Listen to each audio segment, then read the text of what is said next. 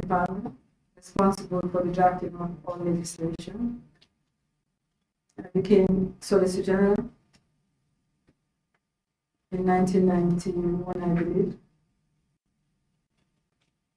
Solicitor General and Legal Secretary, to be precise, which meant I was Permanent Secretary of the Ministry of Justice as well as legal officer, assisting the Attorney General. And my services were terminated in March 1995. I started my own law practice same year as a sole practitioner, eventually going to a law firm. I'm managing partner of the law firm. Please cast your mind back to early 2017, before the setting up of the commission dubbed the Jammeh Commission. And please enlighten this committee of how it came to get involved with the Jammeh Commission. I was invited by the Attorney General and Minister of Justice at the time, Abubakar Tambelu, to become the lead counsel of the Jammeh Commission. And after consideration, I accepted the position. You say you were invited to discuss. It was an in-person. Yes. So presumably at the Ministry of Justice. Yes. Okay. And the offer was made to you whether you would consider being lead counsel to an impending commission. Yes. I do not want to delve into the nitty-gritties of that conversation, but I would like to know the nature of the conversation, in the sense, what were you told would be the mandate of that commission at that time? So I believe that court action has been instituted in the High Court.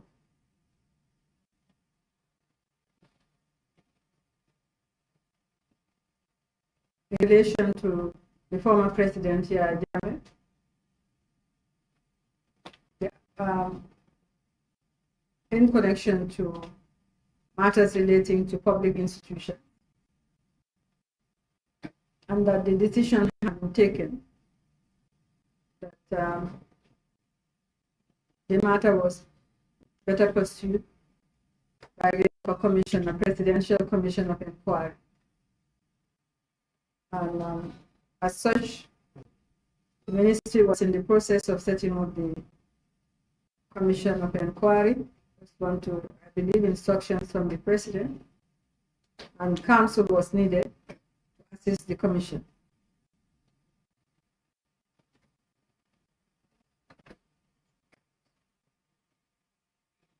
Were you ever enlightened on who the subjects of the commission would be? I was told it would be the president and his family.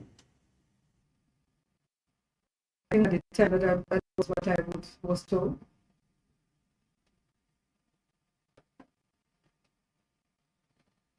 And issues like the scope, but they were not discussed.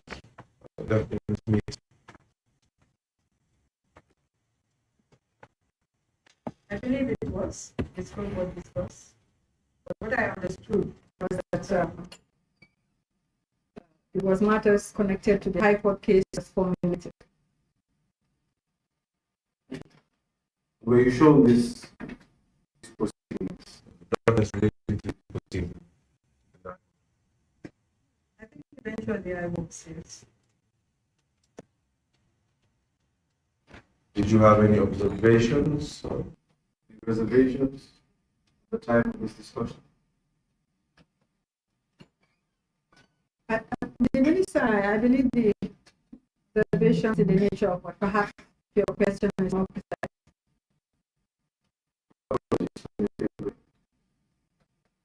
be more precise? Any such observation? Not that Or I, that I, reservations? Other.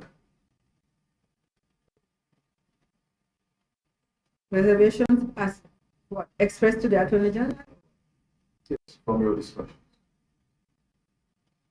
I think I drew to his attention the fact that I think I was counsel.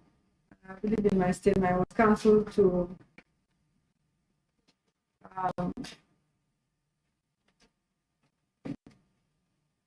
at least two of the organizations mentioned, the public enterprises mentioned. I had been counsel to one. It was Social Security, and my retainer was terminated in 2010. And I continued to be counsel to Ozone Bay, and these were subsidiary institutions owned by Social Security, Ocean Bay and Sun Beach Hotel. And I was also counsel to Gamtel, but I'm not sure whether we discussed that. Generally, I think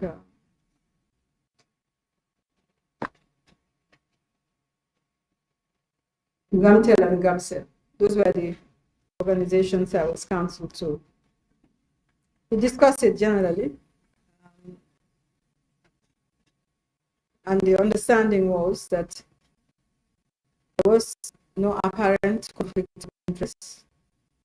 However, the conflict did arise in the course of the investigations by the Commission.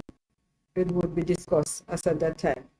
But I'm not sure now whether it was in the first conversation or subsequently after, but most likely after I accepted the assignment. That's a point of interest to the committee.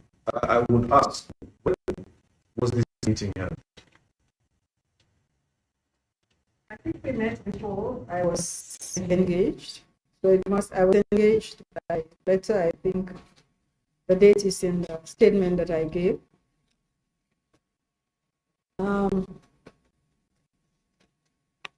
Yes, before the formal engagement. It must have been before formal engagement.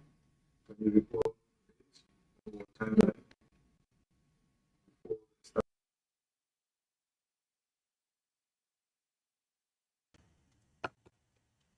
I started work on the 17th July, as I have indicated in my statement. So this discussion must have taken place within the weeks leading to the 17th of July, 2017. Narrow within the weeks. I'm afraid not. Is this something that you could ascertain to the committee on a later date?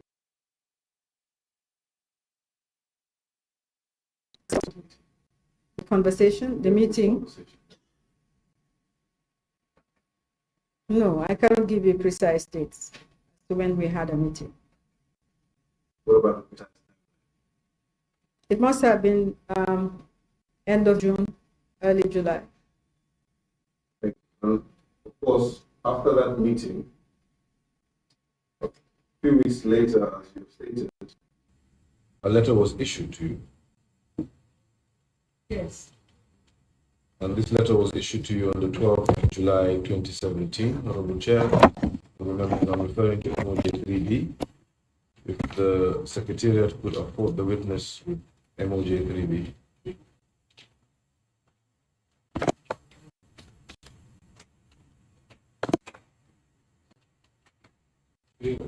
3B. For expediency, I have a copy here. The Secretariat to show you.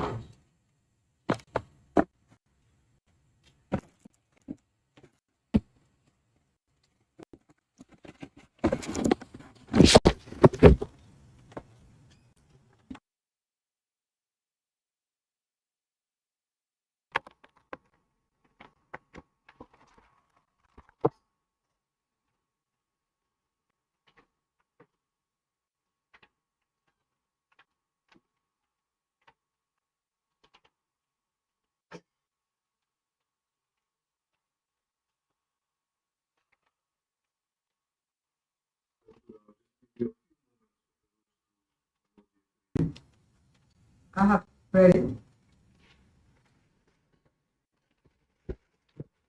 Okay.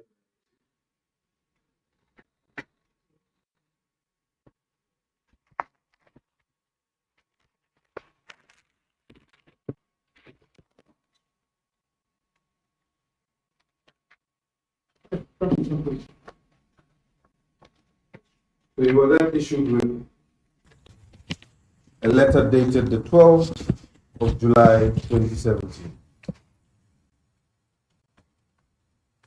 Emoji 3B is dated 12 July 2017. It's as a letter from the Ministry of Justice, Attorney General's Chambers and Ministry of Justice, to be precise, addressed to me.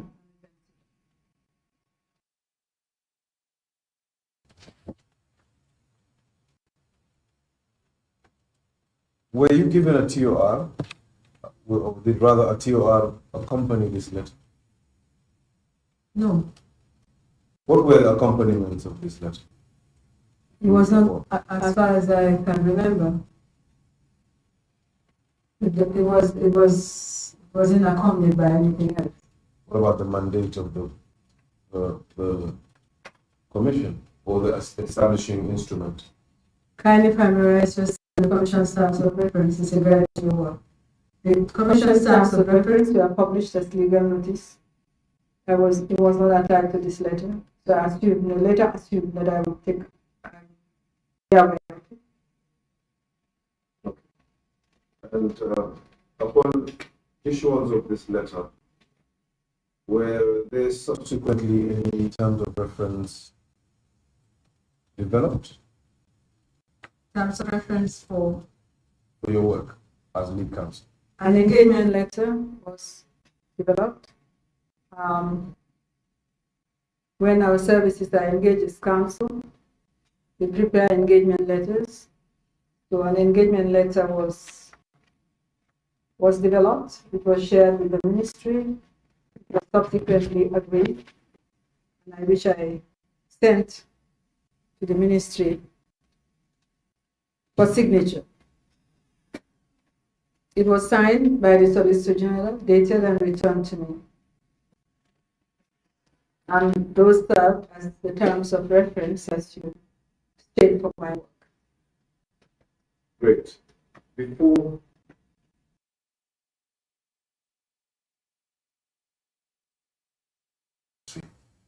was there any document from the ministry that perhaps would steer you to your role?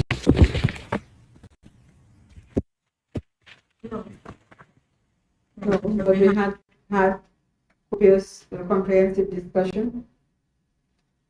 And the role of counsel to the commission is one that I was familiar with. So, but I didn't have, to be specific, I didn't have any document from the ministry. I did say that I will develop the engagement letter and share it with the ministry, and that's what I did.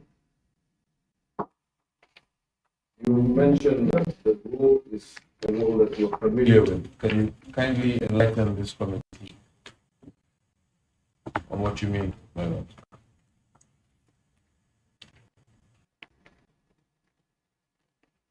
The role of counsel to a commission of inquiry as a legal practitioner of some experience. I had worked at the Ministry of Justice for 14 years. And during that period, commissions of inquiry had been established. That is why I was familiar with what was expected of me as lead counsel, proposed lead counsel to the Commission of Inquiry. And that's precisely why it was comfortable for you to spell out that role in a letter of engagement, was to fill the void that was created because there were no terms of reference. There was no void created. When you appoint your lawyer, you don't send the lawyer terms of reference. to tell the lawyer the subject matter in regard to the issue needed the lawyer's services. And it is routine for us as lawyers in private practice that when our services are retained, we develop an engagement letter so that the client is aware of the scope of the work we can carry out for the client. This is routine. These are called engagement letters, and they form the basis of the contract between us and the client. Thank you. I would like to spend a bit of time on this point. See, I can appreciate that for private work that you do for private individuals. But this is a ministry of justice representing a government, a specialized ministry at that, that reached out to you for a specific job. The role was known to you, as you said, from your observations of other commissions. Please enlighten this committee, with the benefit of both your private and public experience, whether the procedure of using engagement letters to engage government on an activity that is highly defined, especially defined by the legal notice, which is legal notice number 15 of 2017, Honorable Chair MOJ 2, whether that practice is appropriate when dealing with a public institution or a public activity such as the Commission of Inquiry.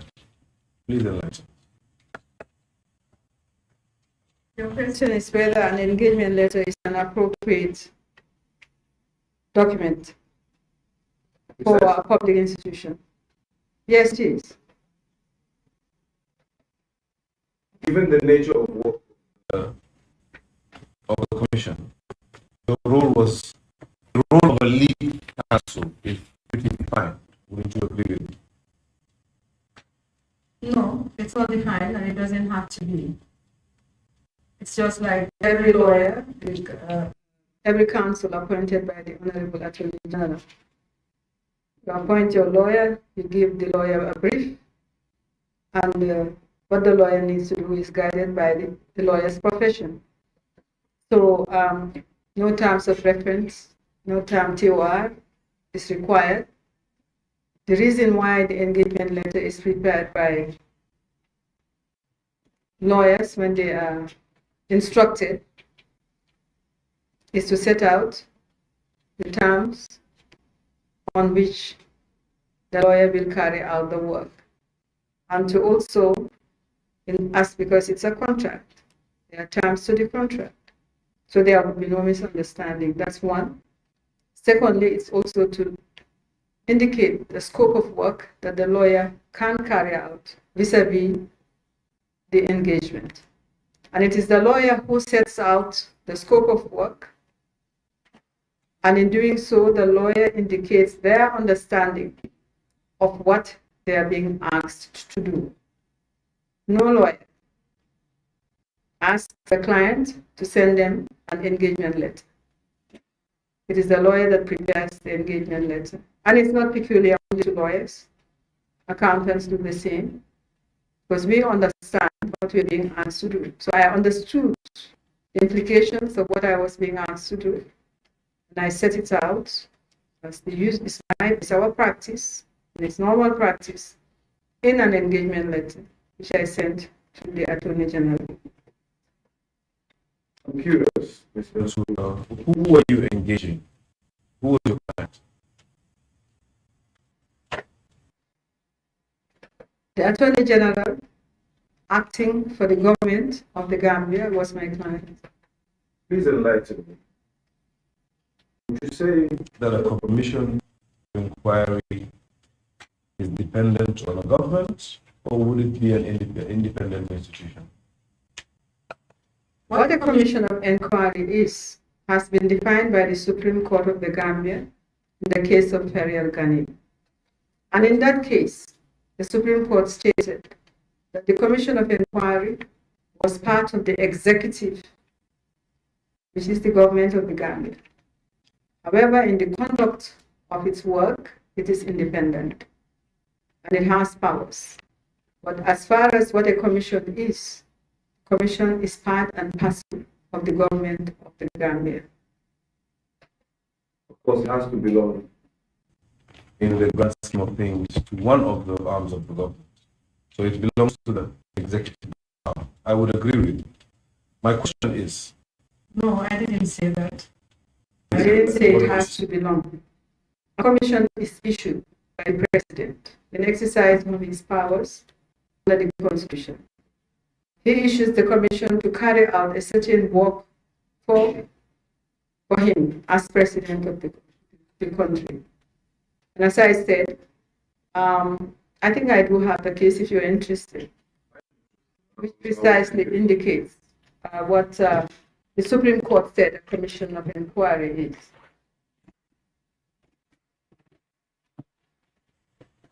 Not now. Okay, I was going to read it for you if it's relevant, perhaps. Just to enlighten you, I actually put this same case to the Doyen when he was here. So we are well aware of it. But out of courtesy, I will take the case from you eventually. No, and if you have it, then I don't need to give you a copy. Great. But I thought it was important because you asked the question. And we are lawyers, and I don't have to reinvent. I do not have to reinvent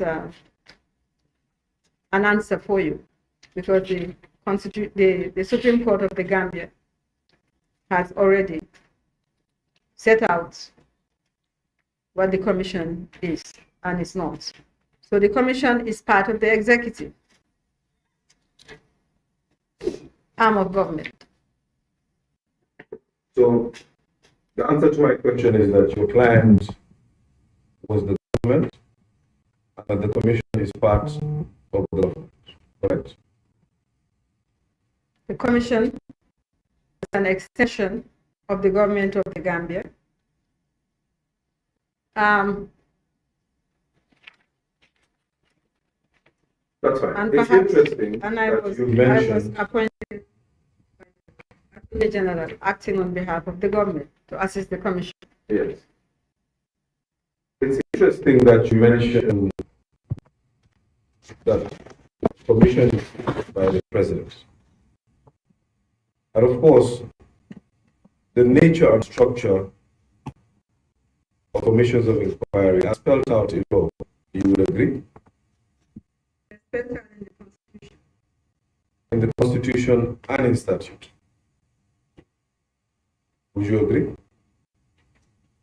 That are spelled out in the Constitution. They previously were spelled out in the Commission of Inquiries Act.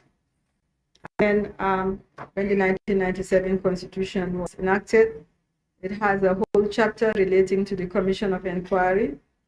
And that chapter overrides what is in the Commission of Inquiry Act. But together, they constitute the law that guides commissions of inquiry in terms of both their appointment and their operation. So the Commissions of Inquiry Act would govern commissions of inquiry, wouldn't it?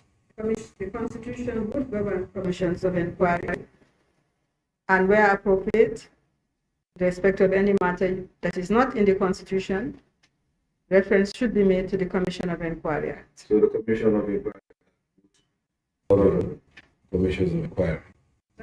I would put it quite like that, because the Constitution is the overriding law, and therefore the Constitution would govern commissions of inquiry. But where my statement to the Constitution.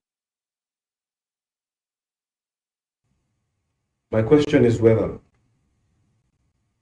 with regards to the operations, the setup of commissions of inquiry, would the Commissions of Inquiry Act be a relevant piece of legislation to reference?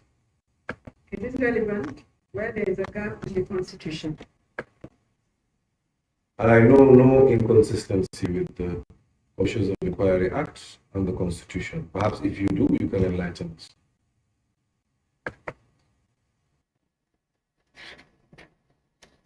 I take it there's none. So both legislation govern commissions of inquiry.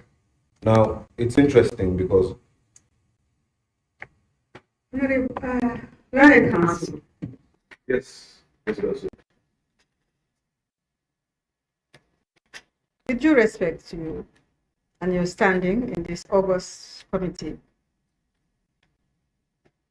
I am your witness, you are the lawyer. I answer the questions.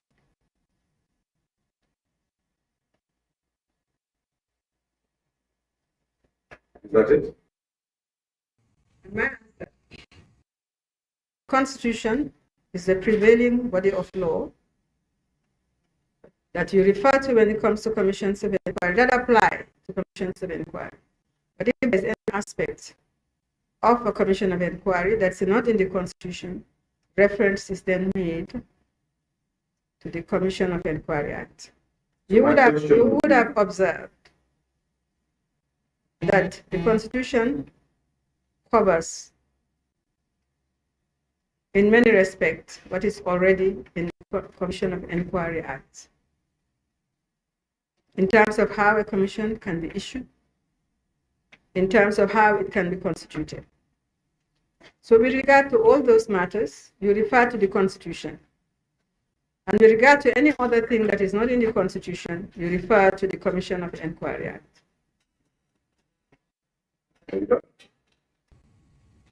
That's my answer. Thank you for your answer. My question is, with regards to commissions of inquiry, the Commission of Inquiry Act is relevant, isn't it? It is relevant. Thank you, Ms. Bensouda. That's all I wanted. Now, once perusal of the Commissions of Inquiry Act would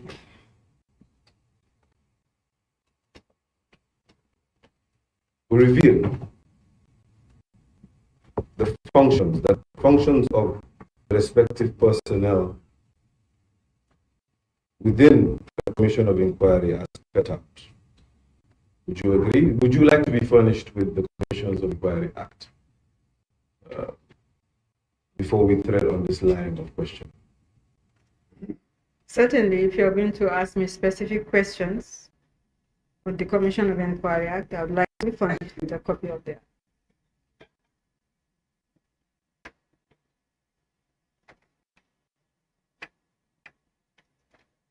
The witnesses will be furnished with volume 5 of the laws of Gambia.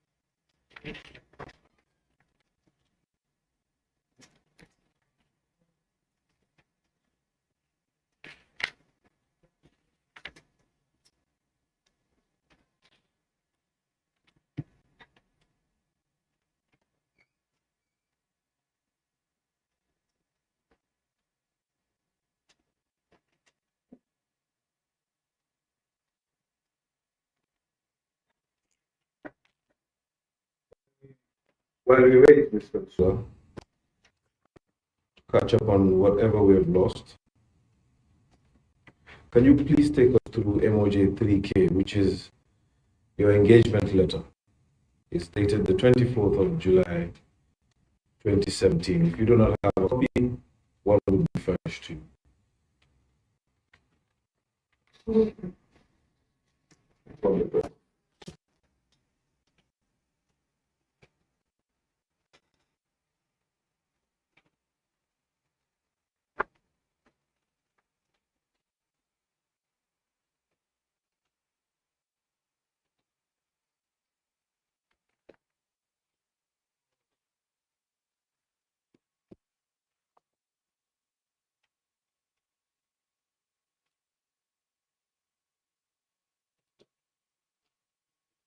MOJ 3K.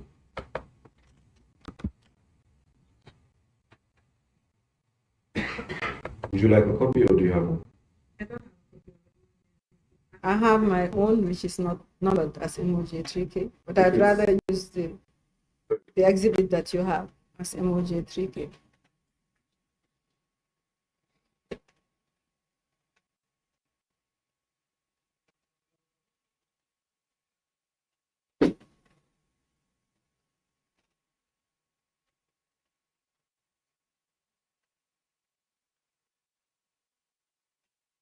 Thank you.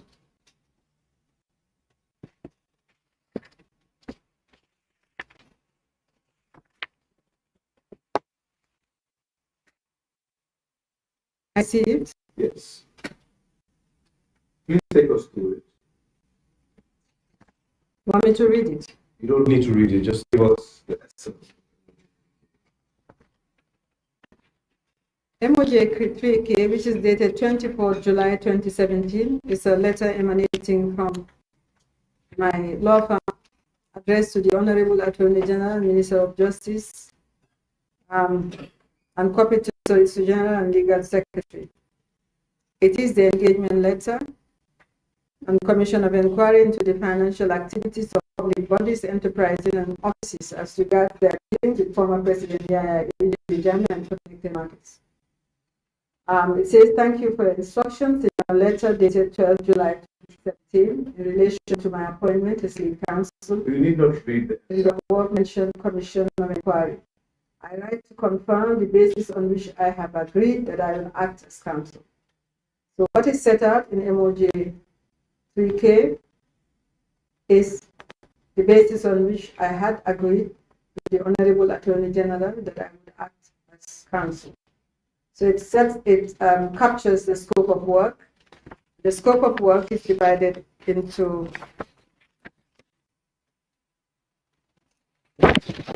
three areas. One is the management and administration of inquiry processes and procedures.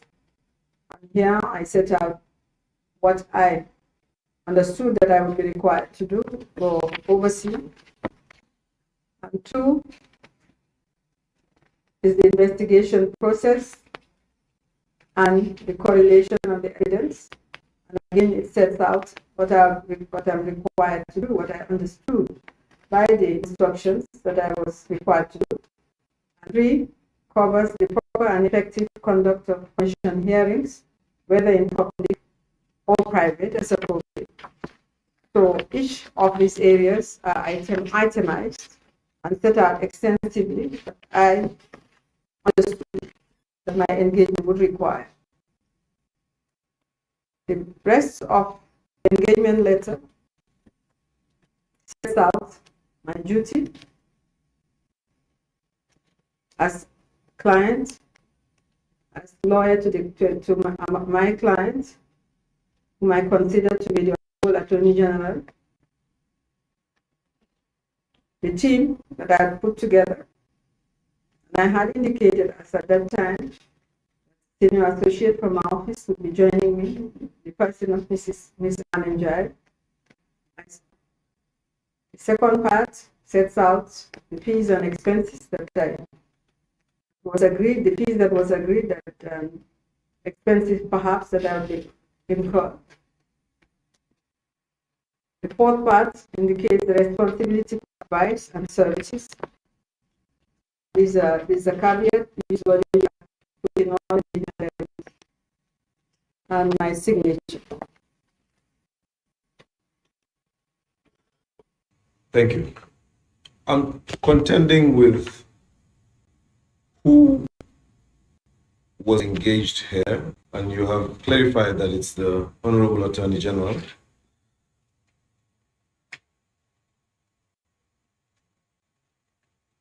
But this seems like an engagement from your firm. Is it your firm that engaged the government of the Gambia, or is it you as Miss AMIE BENSOUDA? AMIE Nyundu Drame BENSOUDA, if I may say. Thank you. I was engaged by the Honorable Attorney General in person as counsel. Engagement of counsel is usually personal, but I work for a law firm, and this was also taken into account. The law firm would give me support, but I was engaged in my personal professional capacity.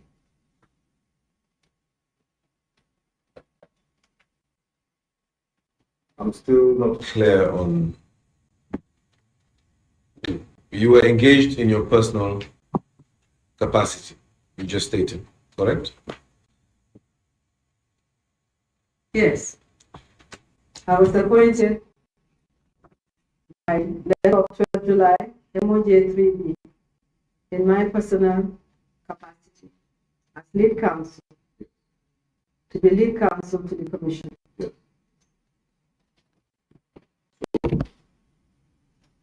It's because of MOJ3B that I'm contending, or rather, I am struggling to understand the need for an engagement letter. I'm trying to reconcile the two. Perhaps you can assist. Perhaps you can understand what the context nature of your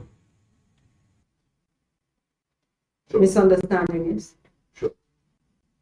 You are appointed to hold a public office, which is the office of the lead counsel to the Jammeh Commission. And to that effect, a letter was issued. And the letter spelled out your role, which is to be lead counsel.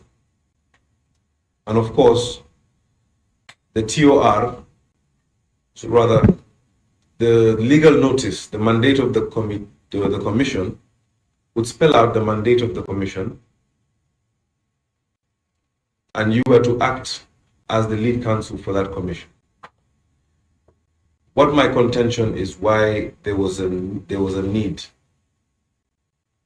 for an engagement letter.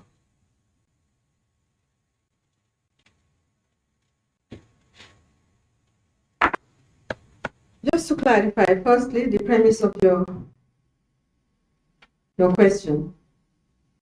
The lead counsel was a service. It was not a public office. It was a service that I was appointed to do, not a public office. Okay, I'll contend with that. If it was a public office, it would be in the government, listed out in the government establishment as a public office, but it's not. The reason being, commissions of inquiry are ad hoc instruments that are created by the president as needed. And if you look at the terms of reference of the commission of inquiry, you will see that at the time in legal notice by which the commission was issued, authorized the Attorney General to appoint counsel to assist the commission. And it's pursuant to that authority in terms of reference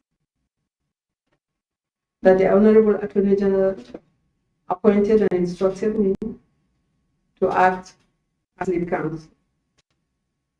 As I have explained, the Attorney General has the power, not only because he was instructed in the commission issued by the President, but as law officer under the State Proceedings Act, under the Legal Practitioners Act, to appoint counsel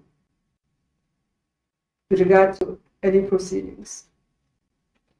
And there are no TOR for such counsel. Such counsel, when appointed, are not public officers. They are instructed as professionals to carry out a function. And like all lawyers so appointed, we serve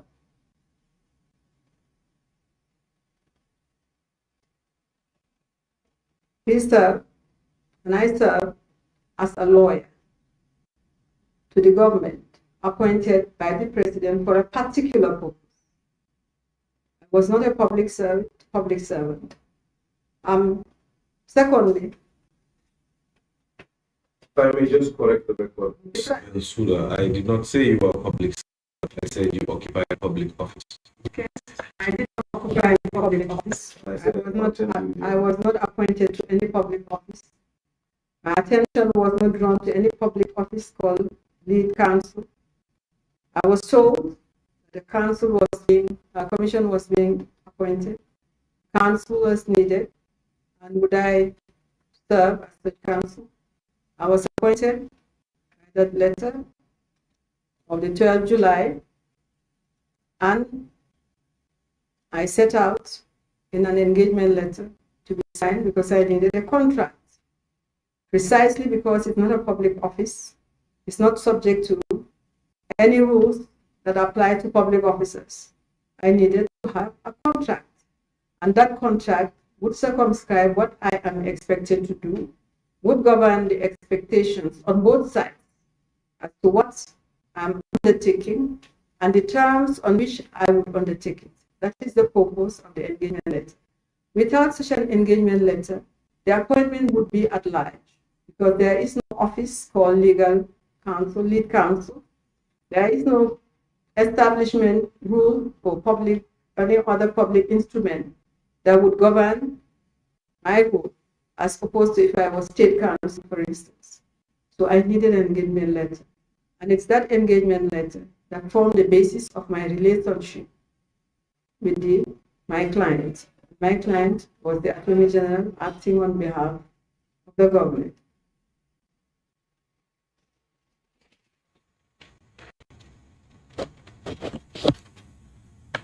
Thank you. You had just mentioned that the president issues a commission for a specific purpose. So, by your own admission, the role of the commission, there is no doubt in that. There's no doubt in the role of and mandate of the commission. And there's also no doubt in what you are appointed as per MOJ 3B.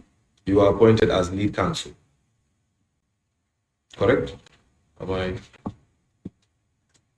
By the terms of reference, set out the mandate of the Commission of Inquiry. Yes, I agree with that. The terms of reference set out the mandate of the Commission of Inquiry. And I've also, as you already know, seeing that I believe you were in this matter, that the Supreme Court just made a ruling, or rather a judgment, in the Ibrahim Diba and United Democratic Party case just 2 years ago, in 2023.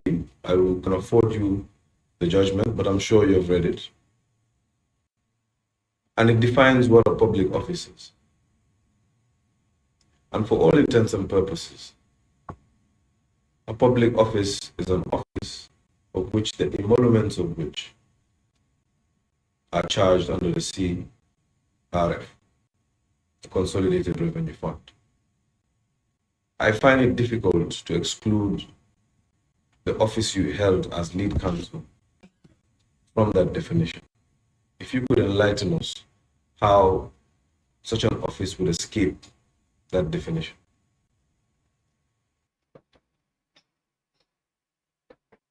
That is also a constitution. The pronouncement of the Supreme Court was based on the Constitution. Well, without asking you to be specific, my answer. Do you have the judgment with you? I do. Do you have the judgment? Yes. Could you read out what portion of the judgment you're talking about? Certainly. With your permission, Honorable Chair. Honorable Chair, am I permitted? If the judgment is relevant to what we're discussing, I'm not too sure. But that was just for you to reference Exactly. the judgment made by the Supreme Court. Exactly. as to the definition of a public office. So I think that was all that he was trying to do. I'm not too sure that would be relevant to the work committee. But then, like I said, the office that the new council was appointed to, in the definition you said that any office that is charged from, the elements are charged from the CRF is considered to be public office. I think they know that. Well, what I could say, Ms. BENSOUDA, is that in any case, it will be a back and forth between you and I. I certainly do not engage in a back and forth with learning council. I wouldn't. But you are referring to a judgment. I would make it. And if you have a judgment and you want to refer me to a portion of the judgment, because my understanding of that judgment is different from yours. It is indeed. Now, what I would do, if I could just direct, Ms. BENSOUDA, if I could just direct that the judgment would be availed to you. You are the committee's witness for another 2 days at least. We will have ample time to deal with whether or not my position is right or wrong, or whether my interpretation is factual. And you can bring it at any time. As for this time, perhaps we can move on, and you can raise it at any other time once you've been furnished with the judgment. I do have a copy of the judgment. Okay. What I'm saying is you are drawing attention to a decision of the Supreme Court, which is in the judgment. There might a portion of the portion of the judgment which supports your contention. Is what I'm concerned about, because I have a completely different understanding. Right. When the Supreme Court talks about public offices charged, whose emoluments is charged, it means these are public offices that are created by the government establishment budget, and it's an office in the government establishment budget, or it was created. And let me finish my answer. Wouldn't want us to go. Let me finish. Let me finish my answer. I'm not engaging in a back and forth. I'm telling you what my understanding is. I would be inclined to tell you my understanding, and that would certainly take us to a back and forth. Because if you express, yes, Ms. Benson. I'm here to assist the committee. Indeed, you are. You're asking me questions. Yes. I'm the one who should answer your questions. Yes. Certainly, when it comes to a matter of law, we can agree to differ, because I'm not here as a witness of law. You're here. I'm here as a witness of facts. Indeed. But if you put to me, as a lawyer, your own understanding of a judgment which I do not agree with, I have every right